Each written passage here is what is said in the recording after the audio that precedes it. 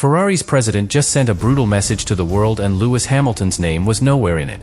Why is a 7-time world champion being excluded, silenced, and slowly pushed to the edge by the very team that promised him everything?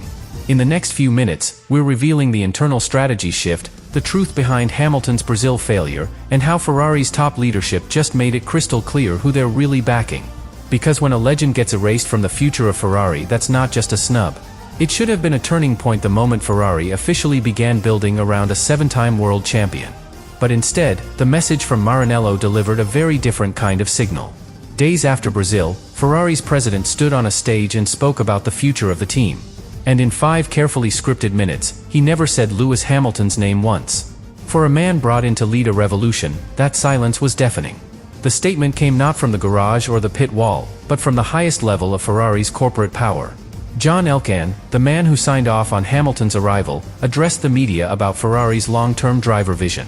He praised synergy, continuity, and alignment between man and machine. But he only mentioned one driver by name, Charles Leclerc. For Hamilton, that wasn't just a snub, it was a declaration. This came just days after Brazil, where Hamilton suffered one of the most difficult weekends of his career. His car never reached tire temperature targets. His rear grip vanished. His floor took early damage. And even with all of that, Ferrari chose not to modify his setup or respond to his feedback. The result was predictable: early retirement on lap 37. No radio outburst. No public frustration. Just silence from Hamilton and now, silence from his team. That weekend, both drivers were not running the same car. Leclerc had the upgraded floor, the revised diffuser, the optimized rear suspension. Hamilton had the base version unchanged since Mexico. Ferrari never announced the shift. But now, with this statement from Elkann, it's clear. The team has pivoted. And in that pivot, Hamilton has been quietly pushed out of the center of development. The political timing could not be more precise. Brazil was the last chance to reset momentum before the final stretch of the season. Hamilton's data was critical. His feedback was detailed. But Ferrari didn't act on it. Now, with the president's words confirming where their loyalty lies, the future inside Maranello is no longer two-pronged. It's pointed in one direction. And Hamilton? He's watching that direction shift from inside the garage. But legends don't vanish quietly. And Lewis Hamilton is not just another driver. He's a man who has rewritten Formula One with talent, discipline, and unshakable focus. If Ferrari believes this chapter ends with a quiet fade-out, they may have forgotten who they're dealing with. Because Hamilton has turned betrayal into motivation before, and every time, it's ended the same way. With silence, followed by speed. From the outside, Brazil looked like a tough weekend. But from the inside, from the telemetry, the tire logs, and the aero readouts, it was a strategic shift hiding in plain sight. Lewis Hamilton wasn't just unlucky in Sao Paulo. He was driving a car that was fundamentally less prepared, less supported, and less prioritized. Let's start with qualifying. Sector 2, the most technical part of the circuit, exposed the truth immediately. Hamilton lost nearly 7/10 there alone. Why? Because he couldn't trust the rear. While Leclerc's updated suspension allowed for early throttle application and better stability under lateral load, Hamilton was fighting rotation. Every exit looked like a rescue. His inputs weren't wild, they were desperate corrections to a setup that no longer fit the fight. The tire data revealed even more. On both his push laps, Hamilton's rear tire surface temps were down by 4 degrees Celsius versus Leclerc. That may sound small, but in modern Formula One, it's enough to collapse cornering grip and kill balance. Cold rears mean a nervous car. And a nervous car on a track like Interlagos is a guaranteed time loss, not just in qualifying, but across an entire race stint. Then came Sunday. And that's where the weekend collapsed. On the opening lap, Hamilton's SF25 suffered a floor strike and minor debris contact. What seemed minor on TV turned out to be massive in data. He lost nearly 30 points of aerodynamic load on the left side. From that moment, he was nursing a wounded car with no setup flexibility, no updated aero package, and no plan from the pit wall to adjust. But here's the part that stung most: nothing was done. Ferrari had options. They could have switched strategy, altered brake balance targets, even pit him early for a potential undercut. Instead, Hamilton received radio silence. And by lap 37, the team made the call: box the car. Save the engine. Preserve the gearbox. But everyone watching knew the damage had already been done long before the lights went out. The numbers made one thing clear: Lewis Hamilton wasn't driving the same race as his teammate. He was running outdated aero, colder tires, a damaged floor, and a fixed setup. And when a champion is treated like a data mule, the performance gap isn't the story. The story is why it happened, and who allowed it to. Brazil was not an isolated failure. It was the result of a silent but strategic shift that began 2 races earlier behind the closed doors of Ferrari's technical command. After Austin, as the 2025 championship began slipping further away, the team made a calculated decision: consolidate resources around one driver. And that driver was not Lewis Hamilton.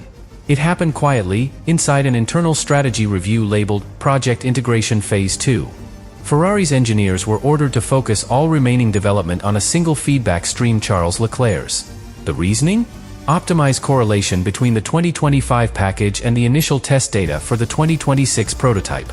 In short, Ferrari needed one car to chase performance, and one car to stabilize the baseline. Hamilton was assigned to the latter. From that moment, his car was frozen. No updated floor. No rear suspension evolution. No changes to ride height tools or diffuser geometry. While Leclerc's car gained load and rotation, Hamilton's setup was preserved not for competitiveness, but for control. Engineers referred to it as fixed delta input. What that really meant was, Hamilton's job was no longer to fight. It was to measure. Within the garage, the split became obvious. Leclerc's briefings extended longer. His side of the garage requested more sensor flexibility, more tire variation, and received green lights. Hamilton's crew? Logged, reported, and moved on. Adjustments were denied, even when backed by telemetry. "We need consistency," was the line. But consistency, in this case, meant running outdated specs to validate someone else's progress. It's the kind of internal call that rarely makes headlines, but it changes everything behind the scenes. Because when a team picks their data car and their performance car, it's not just engineering. It's politics. It's hierarchy. And in Ferrari's case, it was a quiet reshuffling that pushed Lewis Hamilton, the most successful driver of all time, into a role built for observation, not execution. For a lesser driver, that might have ended the story. But this is Hamilton. And if Ferrari thought they could sideline him without consequence, they may have just lit the fuse on the most focused version of Lewis we've seen in years. 3 days after Hamilton's retirement in Brazil, John Elkann, Ferrari's president and the man who approved Hamilton's historic signing, appeared at a leadership summit in Milan. It was a controlled environment. No journalists pressing. No technical questions. Just a chance for Ferrari's top man to shape the narrative. And he did. With surgical precision. "We are fully aligned around our long-term core," he said. "We are committed to consistency, vision, and drivers who represent Ferrari's future." It was calm. It was clean. It was cold. And in 5 entire minutes of speaking about the team's trajectory, Elkann never once said Lewis Hamilton's name. To a casual observer, that might not matter. But in Formula One, that kind of omission is a broadcast. A statement without confrontation. A public nod that says, "We've made our decision and it's not him." Elkann praised synergy. He praised development. He praised Leclerc. But Hamilton, the man Ferrari built an entire media campaign around just months earlier, had become a ghost in his own garage. And how did Hamilton respond? He didn't. Not with a tweet. Not with a quote. Not with a single line of defiance. Instead, he returned to the simulator. Attended the Maranello briefings. Met with engineers. He showed up, quiet and controlled. But anyone who knows Hamilton knows that this is not retreat, it's build-up. Because every time this sport has tried to silence him, he's rewritten the ending. Ferrari believes this is their way forward. That by freezing Hamilton out of the narrative, they protect the vision. But history shows something different. When Hamilton is overlooked, he doesn't fade, he focuses. And what comes next is rarely predictable, but always unforgettable.